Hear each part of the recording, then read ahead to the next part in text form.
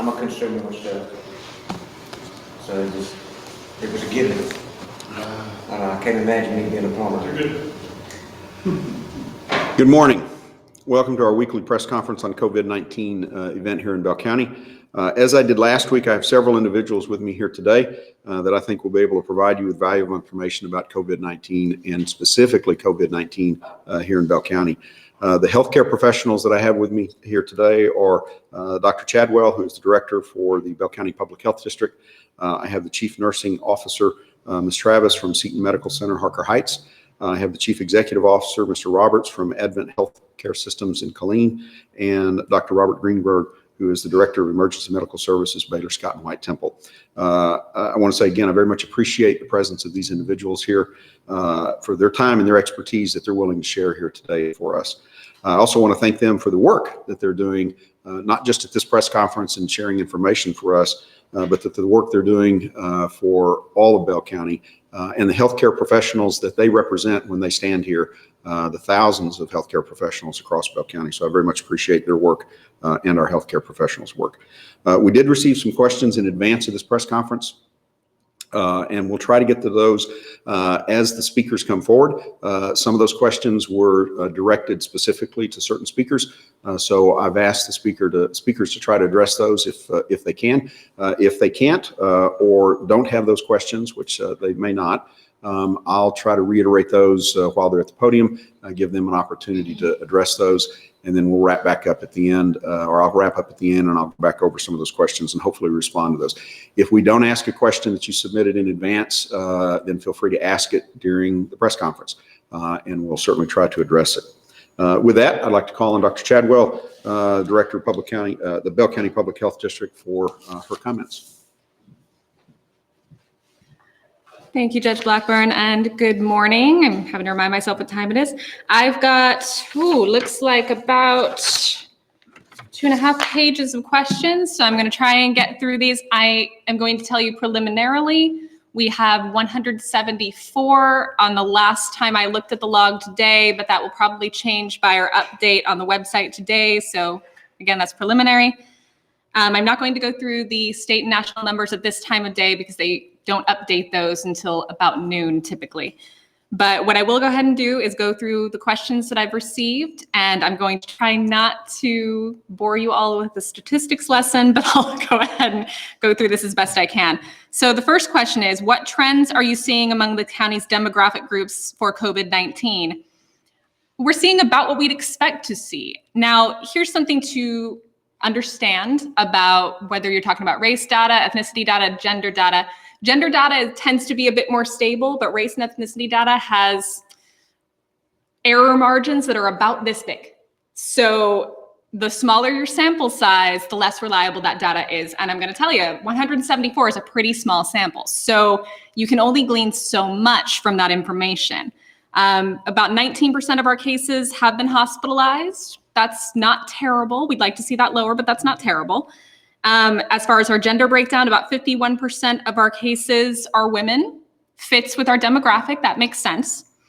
And I'm going to go into the next question, which addresses race and ethnicity data. There is an early assessment that we have a disparity. The data just doesn't tell me that, in part because there's not enough of it.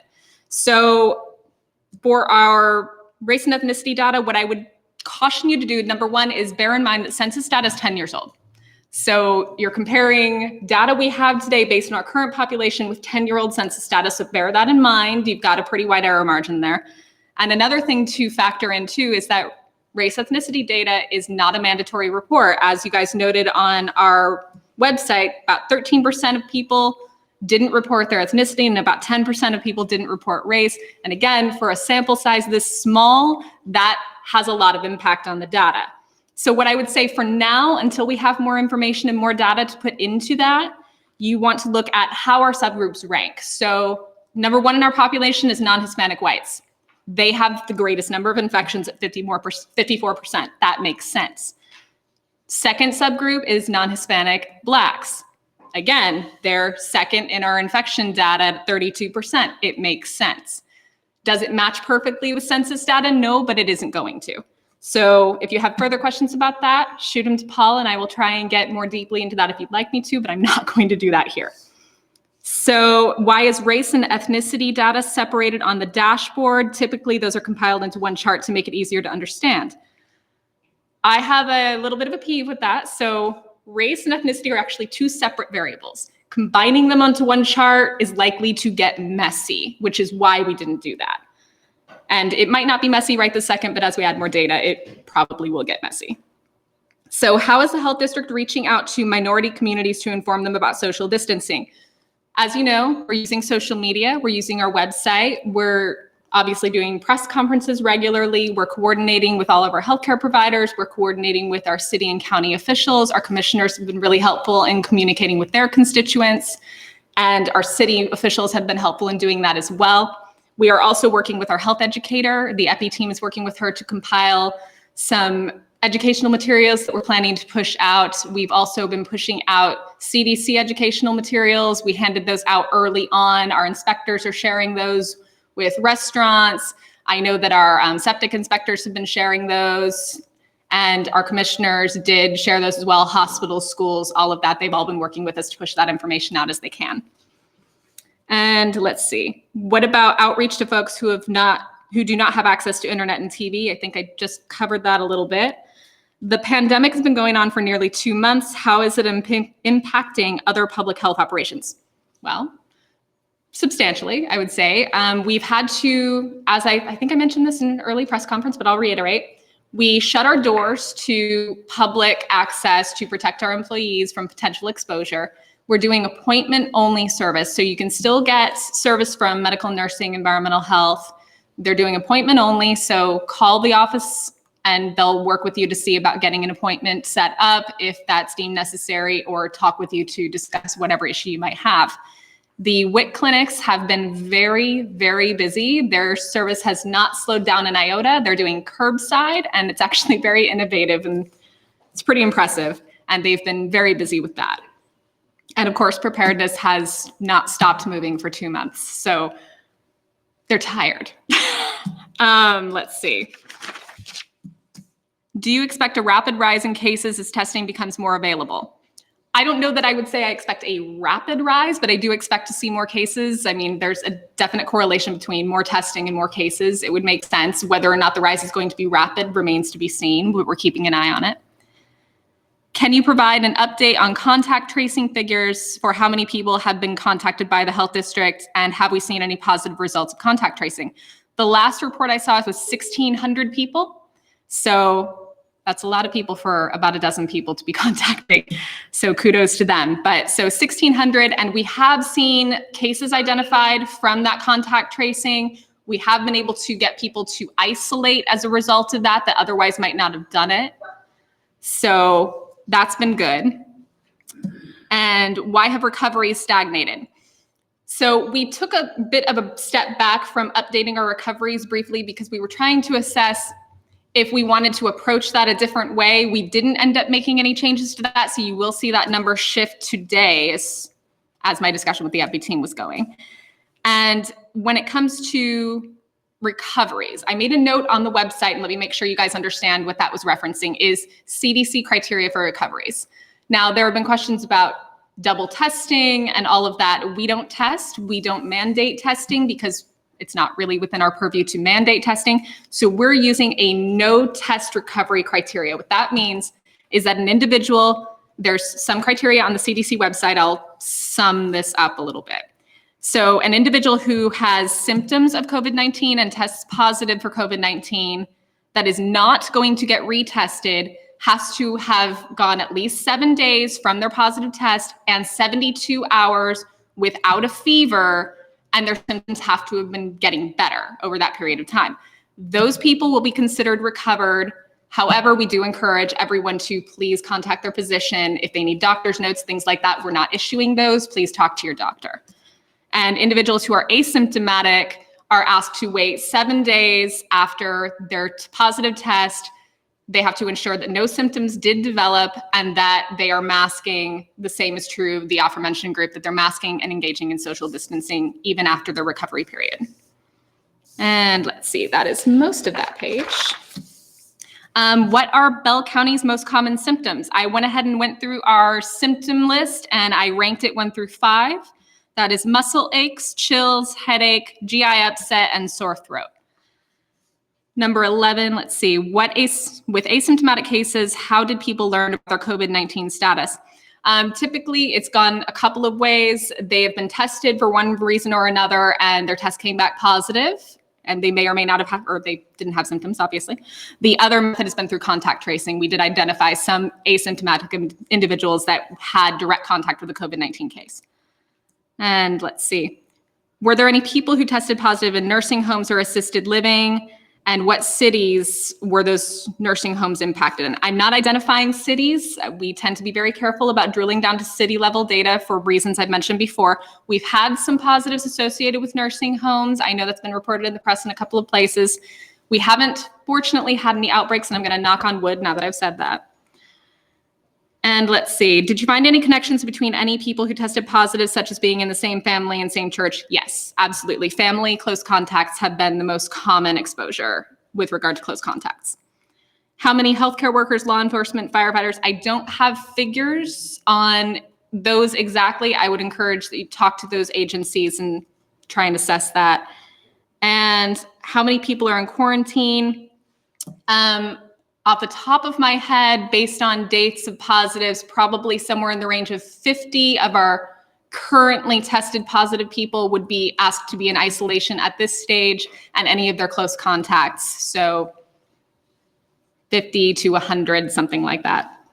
And what are your thoughts on a second wave? It's way too early to assess whether or not there's going to be a second wave. Ask me later. And let's see here, make sure I'm getting all of these. You guys like me a lot. What is this about? What are you telling businesses that are planning to reopen tomorrow in alignment with Governor Abbott's plan to reopen the state? Follow DSHS and CDC recommendations. And I am not going to be breaking down race and ethnicity by city. That was one of the questions. That's just too small a data point to break down to. And again, our data is not very robust, so I won't be doing that. I don't anticipate we'll be doing that even if we get more numbers. No promises, but I don't anticipate it. And cases in Nolanville, I do not know if we have any cases in Nolanville, but again, any of the smaller jurisdictions are being reported as Bell County because their populations are too small and we don't want to risk incidental identification in those small populations. And I think that's it, unless you guys have questions. Did I talk too fast?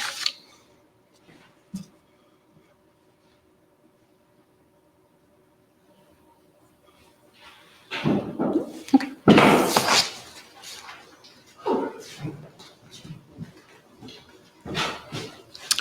Thank you, Dr. Shadwell. I'd like to call on the Chief Nursing Officer for Seton Medical Center, Harker Heights, Ms. Travis.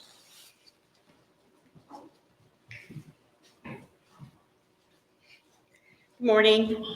Just give you an update of what we're seeing at Seton Medical Center, Harker Heights since last week. Our testing has ticked up a little bit because we have started doing a little more surgery. Since the governor came out with his order that we could do that, we're being very conscientious about how we're ramping up and what cases that we're choosing to do. Certainly the emergent and urgent cases would be going first. We do want to get people tested before they have surgery, especially if it's an elective type going forward. One of the things that we are requesting our patients to do is once they're tested, they need to quarantine themselves for a period of time, which we will give that to them when they come in for testing, because we don't want to run a risk of them being exposed during the time period that we have them tested versus them coming into the hospital. Our testing has been stable in the emergency room. Some days we may test only 2 people. The next day we may test 20. Our positive percentage of those tests is tracking right along with the county and as well as the country at between 4.5% and 5.5%. We currently only have 1 positive patient, and that we are the public has done a really good job of practicing good hygiene, hand hygiene, wearing their masks. But one of the things we would really like to reiterate to the public is that once these rules that the governor is backing off of a little bit go into place, is to please remember to continue washing your hands and wearing your mask and taking good care of yourself, staying away from people, the 6 feet rule. It's just really important that we continue to follow those guidelines, because what I'm concerned about is in a week or 10 days, we'll see how that opening up of the of society goes for us. And that's really about all I have for Seton.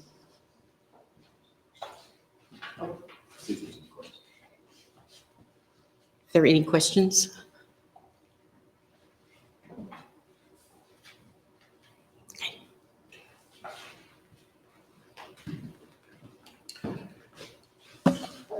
And from Advent Health Systems in Killeen, Mr. Roberts. Thank you, Judge Blackburn. It's a privilege to be here again almost afternoon, to meet with our press and talk about what's happening in this crisis that is moving forward. In terms of testing, we have changed our testing protocols. I'll explain that in a minute, but we've had, last week, I believe I reported 26 positive tests since the crisis began through our network of hospitals and clinics. We're up to 31 positives. So there has not been any substantial change in that, which is a good thing. We continue to have our drive-through testing, and that is available for our community for those people with symptoms or known exposure to COVID, people who are positive with COVID.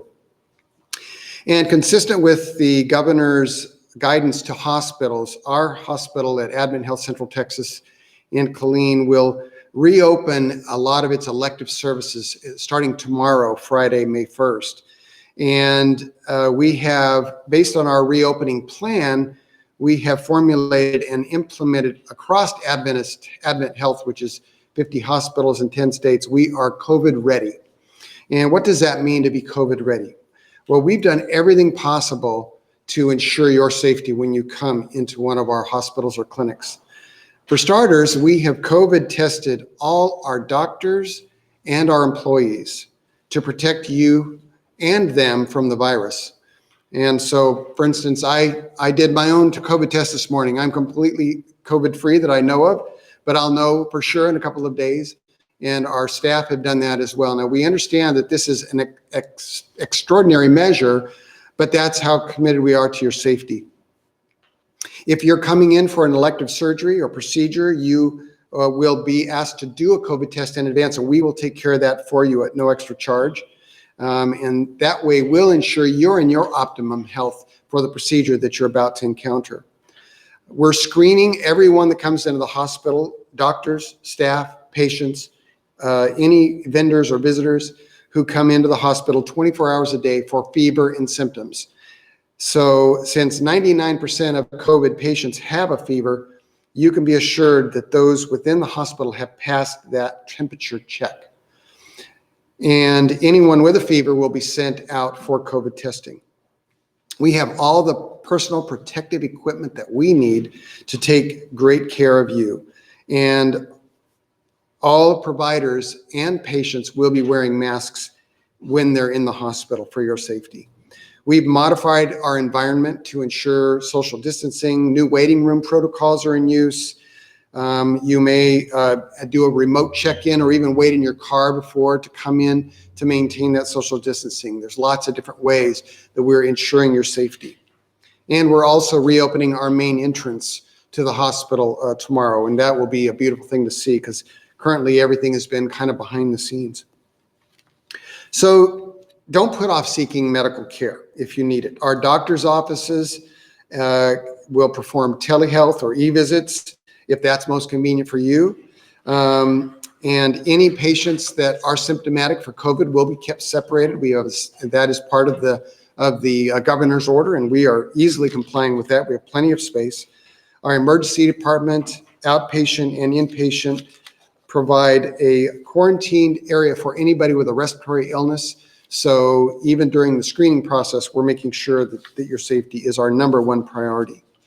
So for any outpatient services, mammograms, MRIs, ultrasound, CT scans, or drive-through COVID testing for symptoms, you can still call the same number we gave out last week. It's 254-519-8500, 254-519-8500, so that you, and if you need elective surgery or a procedure, then of course you would be getting that scheduled through your physician. But the doors are open, and we are ready to serve and ready to get back to doing what we do best, and that is caring for our community and helping you to feel whole.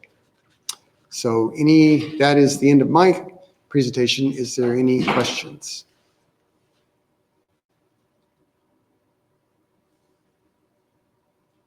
All righty, thank you very much.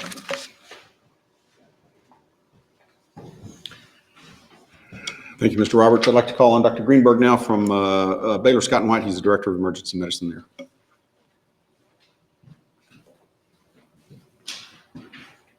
Morning, Bobby Greenberg from Baylor Scott & White Health Emergency Services.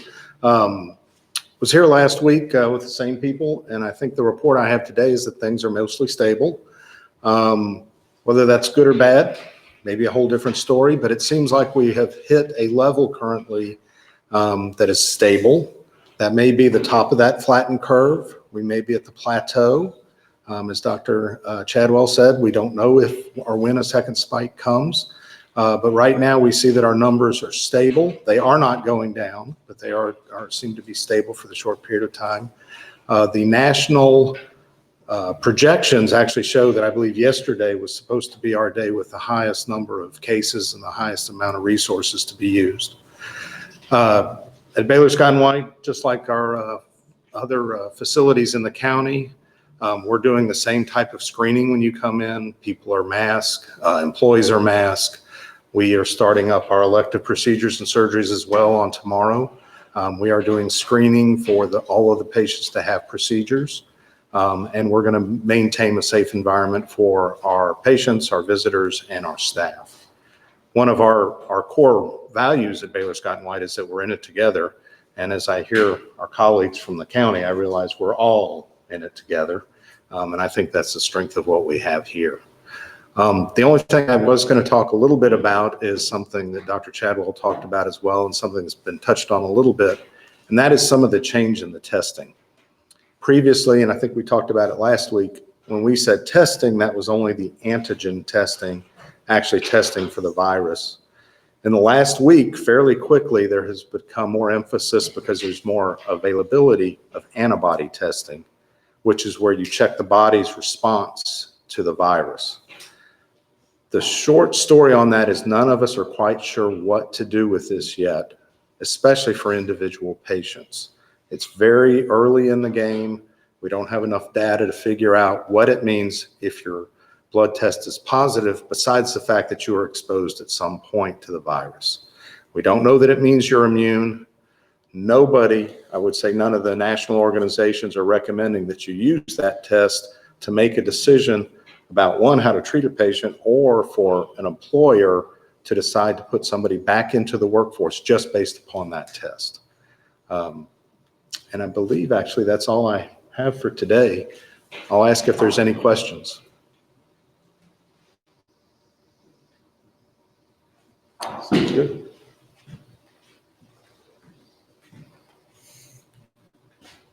Thank you, Dr. Greenberg. And thank you, Mr. Roberts. Thank you, Nurse Travis, for your comments. And if you would just hang around just a little bit in case there are questions at the end, and we'll try to address those as we go forward. I've got just a few comments that I want to make today, and then I'll open it up to just general questions that we haven't addressed or that you'd like to readdress. We are going to have to close this press conference. I should have said this at the beginning also, but we are going to have to cut it off at the noon hour if we're not done before then today.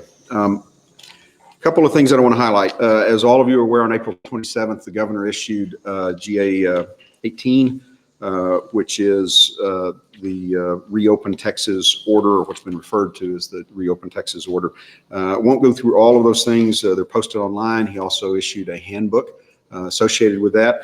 And then associated with the handbook, there's also some information posted at the DSHS website, and a document called Minimum Standard Health Protocols for COVID-19. And in that document, which is in large part reproduced in the governor's handbook, there are health protocols for about 17 different sectors in the economy and in the business community throughout Texas. One of the things that I have been asked frequently over the past few days since the governor's order has been issued is what guidance is there for businesses, and what should they be doing in terms of preparing for reopening tomorrow. And my answer to that has been just what I've mentioned. I would urge them to carefully review the governor's order, carefully review the handbook, and carefully review those DSHS guidelines, health protocol guidelines. There are multiple sets of guidelines depending upon the business. If you're a restaurant, if you're a retailer, if you're a church, if you're whatever the industry is, and not all industries are addressed in the handbook or in the DSHS protocols, but many are, and I would have urged businesses to continue to look at those and study those. That said, I also have urged them to work toward meeting those health protocols that have been recommended by the governor's office, and to the extent they can, exceed those protocols. The health protocols have been established by the governor's office, by state health officials, and local area officials to help protect the public health, welfare, and safety. And to the extent that you can meet and exceed those health protocol standards, in my opinion, you're also going to be recapturing your customers and encouraging new customers to attend your business, because they're going to feel safe or safer in your business. So I would urge you to do that. Again, look at them with a very critical eye, but with an eye to what you can do and what you can do more. Another question that I have gotten quite a bit over the past few days relative to one specific area in the governor's orders has been under the retail to go, in-store retail services, and in particular, the occupancy limits that the governor's order has set, which is 25% of occupancy in terms of opening up. That's for dine-in restaurants also with less than 51% of their sales from gross sales from the sale of alcohol. But in retail sales, dine-in restaurants, and the occupancy limits. And the question I've been getting from businesses have been along the lines of what are those occupancy limits, and who, when, and how are those occupancy limits going to be enforced? And my response has been, from the county perspective, every business has got issued an occupancy, certificate of occupancy, and a certificate that indicates what the occupancy load is for their particular business or establishment. I would encourage them to use that number when calculating the 25%, and then self-police that. In other words, the business is responsible for maintaining that 25% occupancy load limit. I think 99.9% of the businesses will do fine with that in terms of monitoring that on their own. I think they're going to be very conscientious about that, just as they have been with compliance of previous orders. In terms of how enforcement will occur, from the county perspective, it will operate the same way that our COVID-19 compliance initiatives have operated to date, which is typically by complaint. So when we get a call or an email or a visit from someone that says there's an issue with this particular restaurant, this particular business, then we'll respond to that and check it out. But I think that will continue in the same manner. And again, that's one of the most frequent questions I've gotten over the past few days. The second thing I would say in regard to guidance for businesses and what they should be doing, and if they've got questions about what they should be doing or how they should be doing something, I'd reiterate the email address that the governor has indicated is available, and you should utilize as a business owner or an individual if you have a question or a suggestion or want clarification for an order. And that's local.input@gov.texas.gov. Again, the governor's advised that questions be directed to that email. So I would encourage you to do that. A couple of other areas that I'd like to comment on briefly is testing sites. And I think previous speakers have addressed that also. But as I said last week, I believe we have 5 or 6 testing sites open across the county. We're also going to be opening up on May 8th through the Texas National Guard 2 COVID testing sites in Bell County. Those sites are at the Troy Volunteer Fire Department Station, 201 East Main in Troy. And the second one is at Rogers Volunteer Fire Department, 6 West Mesquite Avenue, or 6W Mesquite Avenue, Rogers. Those test sites will have some testing capabilities. They will be by appointment only. So it's not a drive-up test site. You must make an appointment. It's my understanding that you still need to, you'll be some health screening before you're cleared to go get tested at those sites. And more information about how you can make appointments will be made available next week in terms of that. So watch websites and your respective news medias as we push that that information out about where you can call or the number to call for making an appointment if you want to go to one of those sites. Update on complaints we received, our COVID-19 compliance efforts. As of today, we've received a total of 213 complaints or requests for investigations. That's 12 more than I reported to you last week. And then the last, next to the last thing I was going to mention is I received an inquiry also from one of our media outlets just a little while ago about the Bell County Communications Center and information that news outlet had. And I want to go ahead and advise you that we have had 2 county employees test COVID positive at the Bell County Communications Center. The Bell County Communications Center is our regional 911 dispatch center. It's a very critical piece of infrastructure for the county and for all the residents that we serve. We are in the process right now of testing all 100 or so of those employees. We have, since the beginning of this COVID event, had heightened screening requirements and hygiene and sanitation practices in place at the comm center, and we'll continue to do that. And we're also taking some additional steps to ensure that there's no interruption of services, of 911 services across the county as a result of that. All right, with that, I will stop and be happy to answer questions or direct questions if you've got some additional questions. I had a question on the 25% occupancy. Yes. To reiterate, that does not include anybody's staff. That is just for like a dining room area at a restaurant or something. Is that correct? That is correct. Okay. Hi, this is Jasmine with Channel 6 News. Can you speak as to why neighboring counties like such as McLennan has seen like a decline in numbers and Vail it's a bit higher at 174? Yeah, I'm going to direct that to my public health director, and then if there's a healthcare provider that wants to comment, I'll let them do that also. But first, Dr. Chadwell.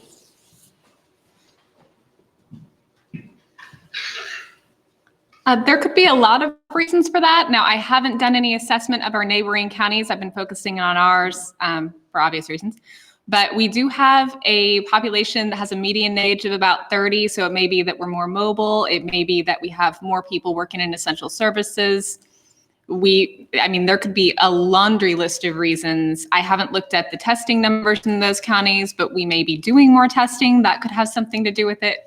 Really, it could be a whole lot of things. But if anyone has anything to add, welcome to add to that.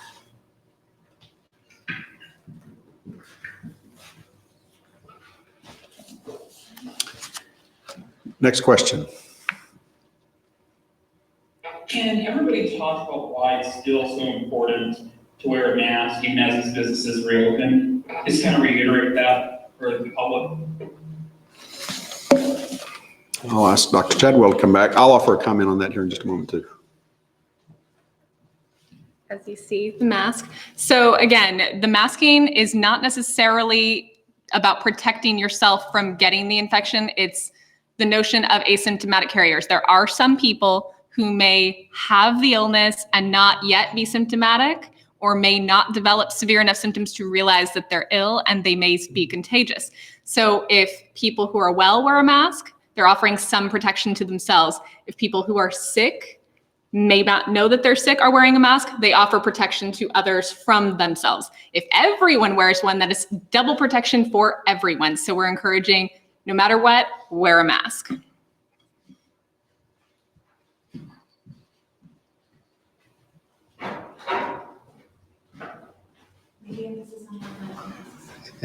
This is Bobby Greenberg again. The only thing I would say about masking is please keep in mind it is not a substitute for appropriate physical distancing or hand hygiene or watching out for other areas where you can be infected.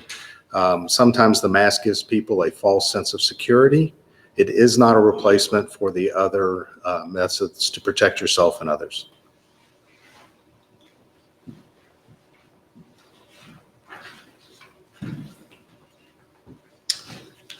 I was just also going to offer on that, and again, I'm just going to read this from the minimum standard health protocols for COVID-19 that was issued by Texas Health and Human Services, which I refer to as DSHS, with regard to the wearing of face coverings. And the first comment I would make is that it's not mandatory. There's no state order that requires that, and there no local order that requires that.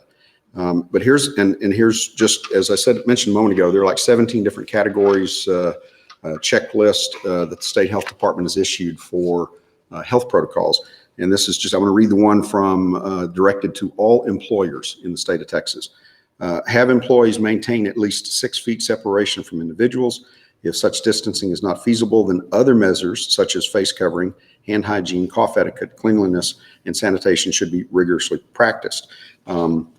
When you, consistent with actions taken by employers across the state, consider having employees wear cloth face coverings over nose and mouth. If available, employees should consider wearing non-grade medical face masks. Again, those are the recommendations that have been pushed forward from the state. And my read and the counsel that I've been giving businesses that have been asking those questions is, I certainly would encourage you to do that. There's no requirement that that be done. And to echo what Dr. Greenberg mentioned just a moment ago, the face coverings are not a substitute, and I think the state health protocols underscore that for all of those other measures that the businesses and individuals should be taking. Could you speak to why it's not mandatory? If this is something that's highly encouraged and Dr. Chadwell says if everybody did it, then everybody would be double protected. Can you talk about why there's been no talk, even at the local level, to make that mandatory? Well, I can certainly address it at the local level, and that's because I believe the governor's orders have preempted and superseded the ability to implement that, even if it were desired to be done. So at the local level, I don't think there's the ability to mandate that. But what I would say, and again, I'm going to ask Dr. Chadwell to come back and correct something that I might state in terms of her comments. But I think the benefits employed by wearing the cloth face coverings that are not the N95 respirators and have all the filters and all those kinds of things in them are not necessarily as effective as the other measures that, again, the state health protocols, CDC and everybody else has pushed out in terms of frequent hand washing and social distancing, just maintaining those social distancing wherever you can. But I think, again, there's also a perception, this is just from my standpoint, I think there is a perception by many that if you're wearing a face covering, then you're 100% protected. And I think that's false. And all the healthcare professionals are shaking their head vigorously, which again, but that perception is out there that it gives some false sense of security and as a substitute for those other measures that, again, our state and federal and local health officials are saying we should do. And I'll let them come up here and correct all of that. So from the public health standpoint, again, it's highly recommended because it is an additional layer of protection. But as Dr. Greenberg pointed out, it's not a substitute. You don't mask. As much as I said this about gloves in the past, don't assume that you're protected just because you're wearing gloves. Don't assume that you can't cross-contaminate. Don't assume that social distancing is no longer necessary. And don't assume that, oh, because I wore a mask today, there's no chance that I might have been exposed or that I might have exposed someone else, et cetera, so forth. So adding that as an additional layer of protection is, yes, highly recommended, but it's not feasible for everyone. There are some people, I think in the original documentation, and it still says that in documentation now, children under 2 shouldn't wear a mask. It's not safe for them. There are some people with medical conditions who cannot feasibly wear one because it's not safe for them. So there are circumstances like that. And then there's just the accessibility of materials for masking. Some people just can't get one. And it doesn't really make sense to be mandating this and then saying, hey, we're going to write everybody a citation who doesn't wear a mask. It's kind of a waste of resources. But if you can do it, please do it.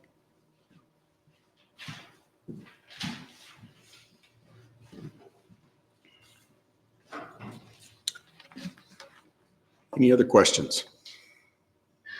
With businesses getting ready to open tomorrow, are there any plans or anything with, or any kind of help they can seek from the county with relief funds? A good question in terms of relief funds. Again, I think we talked about that a little bit last week also. The area chambers of commerce is the primary resource bank that I have been forwarding folks to or recommending that they check out. Colleen, Temple, Harker Heights, Belton, all have been very proactive in publishing information that is available to help businesses, and in particular small businesses. And so if you go to their websites, you'll find links to a lot of different venues for information, from the Small Business Administration to federal agency, other federal agencies. So that would be what I would encourage folks to do. The chambers have also been very responsive. I think on a one-to-one basis, I've heard many businesses indicate that they went to those maybe a federal or a state website, had some questions and some concerns. And again, our local chambers have stepped up and I think have been assisting small businesses on a one-to-one basis as they can. Next question.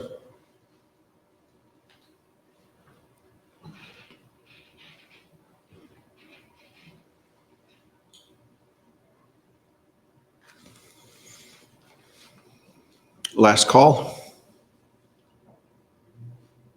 All right. Thank you for your time today.